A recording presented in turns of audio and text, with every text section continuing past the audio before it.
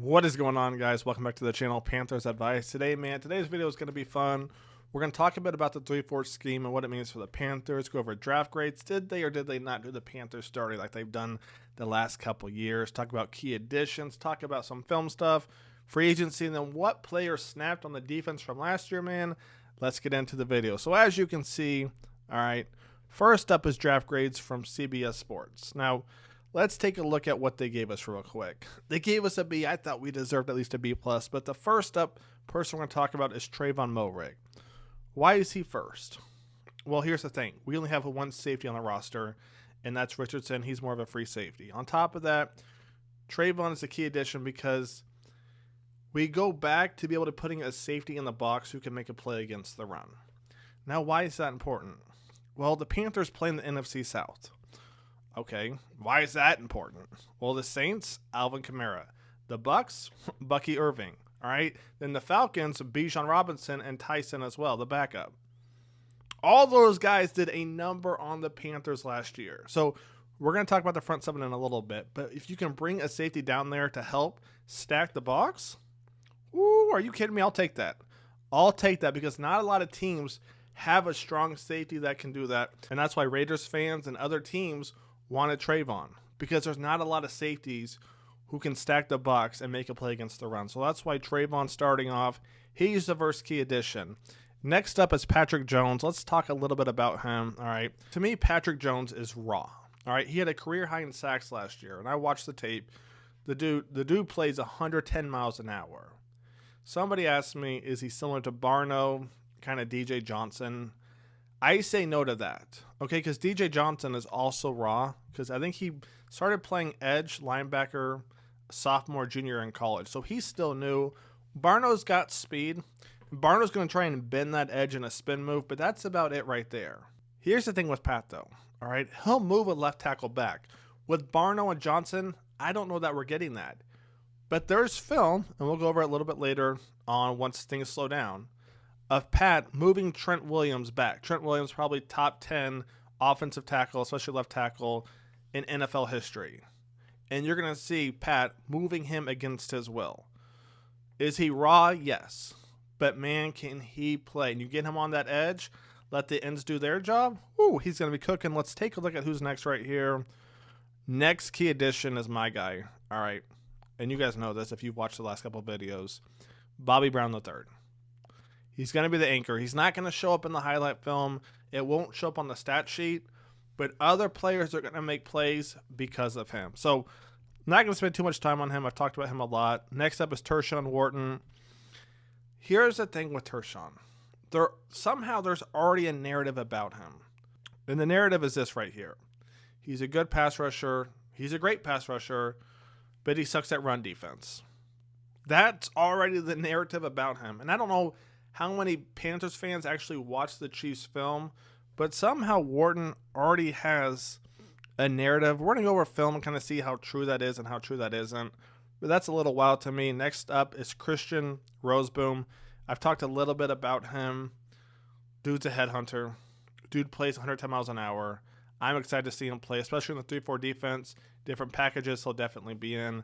And last but not least is Rico. All right, we're going to talk about Rico a little bit later in the video. So I can understand the B, and the reasoning for it is the Panthers were busy day one of free agency, primarily addressing the defensive side of the ball. All right, they brought on defensive end Patrick Jones, which we talked about, defensive tackle Bobby Brown, and Tershawn Wharton, which should bolster a defense that gave up the most yards per play in the NFL last season.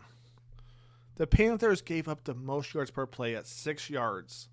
6 yards per play. Let that sink in. And what did they do? They went out and fixed it. And why is this so crazy? Because if you go 2 years ago back, when the Panthers drafted Bryce Young, the offense had been struggling, especially once they traded McCaffrey. What did they do for Bryce? They trade DJ Moore. You bring in Miles Sanders, who's already similar to Raheem and Chuba. That was them trying to fix a hole, right? You got a leak coming in.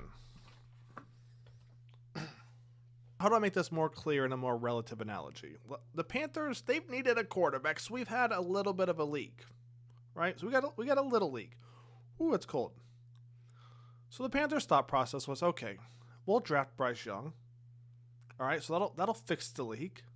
But we're going to trade away DJ Moore and all the draft picks. We're going to bring in Laviska, DJ Chark, Miles Sanders. We've got Raheem Chuba.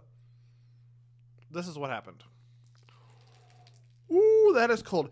But you see what happened. You had a little leak. You trade the house. You get rid of your best player. And that little leak turns into a big leak. However, what did they do this year? This. We see the difference? Not doing that again. We fixed the leak. This is what this front office did. There was a leak. They fixed it in the building. Let's keep it going because, man, that is cold. But we have a video to do. Next up, we're going to get the depth chart and then go over the 3-4 scheme. So here's a depth chart right now. Let's take a look real quick. So the thing that stands out to me right away is depth. Okay, Derek Brown backing up him, give or take, is going to be LeBron Ray. Not bad. All right, Bobby Brown is your nose tackle. Backing up him is Shaw Tuttle. Tuttle did decent. Okay, he did decent. Him coming in to back up Bobby Brown, he could actually see a better year just because he'll be more fresh, not as many snaps. Who knows who he's going to be playing against later in the game. Everyone else is tired. He's fresh. I like it. Same thing with A'Shawn Robinson backing up Tershawn Wharton at right defensive end. So right away you see Tuttle and Robinson, they might do a little something this year, knowing they're not going to play as many snaps potentially, and they'll be fresh towards the end of the game. So I like that right there. Next up is the linebackers. Clowney backing up him is DJ Johnson and Barno, and we're going to go over this a little bit in a second. All right, Trevin Wallace, Claudin, and after I watched the Cowboys game where Rico did a number on the Panthers, Claudin impressed me. Now, there was a lot of times where he didn't wrap up, but man, he was shooting in the backfield, all right? Other middle linebackers going to be Josie Jewell. Backing up him is Christian Roseboom. Absolutely love that. So you got Christian Roseboom, Claudin, potentially backing up the middle linebackers. Completely on board with that. DJ and Patrick Jones. Very, very similar linebackers. I think DJ might have a little bit more in his bag, and Patrick Jones is just faster, and he's more of a headhunter. Now, how does this look on paper? All right, and by paper, I mean the depth chart. So nose tackle is going to be who? Bobby Brown, baby. All right, defensive ends are going to be who? Tershawn Wharton and Derek Brown. That right there, I'm happy to see, because some of you guys might be like, okay, Tershawn Wharton is not good against stopping the run. Let's say we get a 3rd and 6. Let's say a 3rd and 5, 3rd and 7, anything past a 3rd and 5. Tershawn, Bobby, Derek Brown right there. I like it. Now, who are the linebackers? This is where things get kind of interesting. So as of right now, most likely our Mike and Jack, our two middle linebackers, going to be Trevin and Josie Jewell. All right, not bad. But the other part we have to talk about now is our outside backer. So weak side backer, strong side backer. Who's going to stop the run? Most likely this is going to be Clowney. Now, I was hard on Clowney last year. Let me get a little bit bigger camera real quick. Last year I was hard on Clowney because he wasn't getting sacks. This year I won't be as frustrated as long as we're stopping the run when he's on the strong side. Because strong side usually means you're going to put the tight end over there, the 2 tight end set, whatever it may be. Strong side is usually where Clowney's going to be. Now, if he's going to be in charge of stopping the run, weak side backer is he's going to be put on notice. And what do I mean by that? All right, Clowney has to deal with the tight end and the tackle right here. Weak side doesn't. So whether it's DJ Wanham, Patrick Jones, if the Panthers draft somebody, they've got to be shooting off this edge right here. Clowney, I'm expecting him to stop the run, and he's got to deal with the tight end.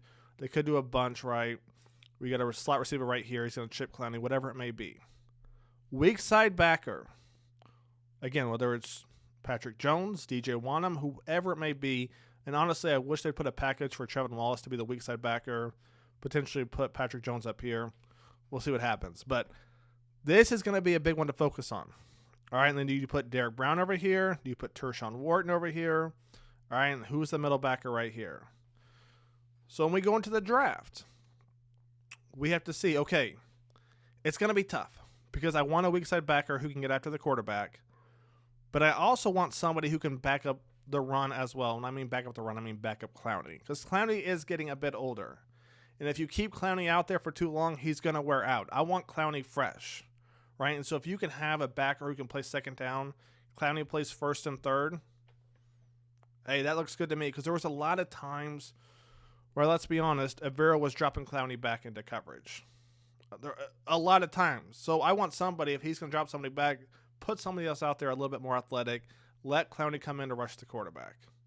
Let me know your thoughts on that, man. Let's keep it going, though. Next up is J.C. Horn. All right, J.C. Horn is the new leader. He's the new Captain America. All right, because you got Shaq's gone now.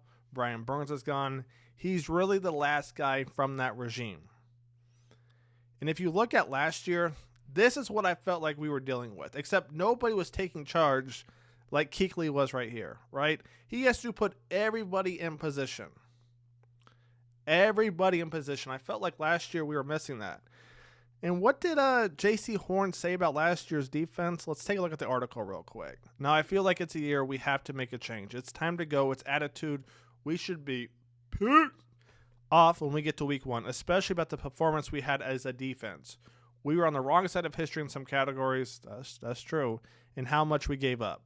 To me, and I feel like anybody on that defense, if you're a part of it, that should make you mad. So I feel like just going to OTAs, we've got to tighten up on a lot of the details and just have a different attitude when it comes to approaching this next season and realizing that it starts now.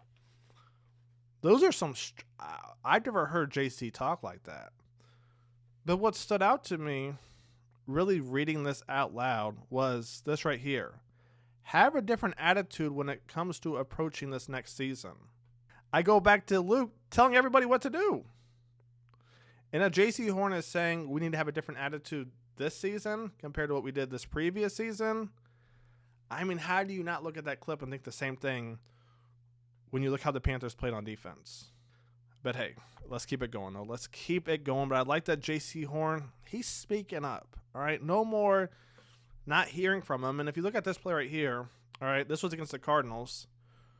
You're going to have J.C. Horn and Xavier Woods just going back and forth. Just keep watching. They're going to just go back and forth. He's telling, I mean, that right there, man, should tell you everything. Let's jump to play number 2 right here. And before we jump to play number 2, all right, them going back and forth doesn't mean that they're arguing, but it is nice to see some passion, because I think this was what, week 14, week 15. You never saw that, right? You never saw that on the defensive side. As I look at play number 2, though, take a look right here. All right, receiver goes in motion. I think that's Shaw who's following right there. Then they bring the tight end in motion. All right, it's 3rd and 2. Nobody's dropping down. He's playing the quarterback. Who's going to pick up the tight end? You see what I'm saying? There's either communication or lack of communication. And then we look at this play against the Cardinals right here. This is Mike Jackson telling the DB, hey, play more outside. You've got inside help. Take a look right here. So as we run it back real quick, all right, single high safety look. Let the play continue. Bang. We've got a hook right here with Clowney. All right. So you got your hook. Bang, bang. Not the best H. We got our deep zone right here. All right. Single high look. So if he runs a post, bang. That's picked up. Runs an in route, bang. All right. That's picked up. He's running right into the zone.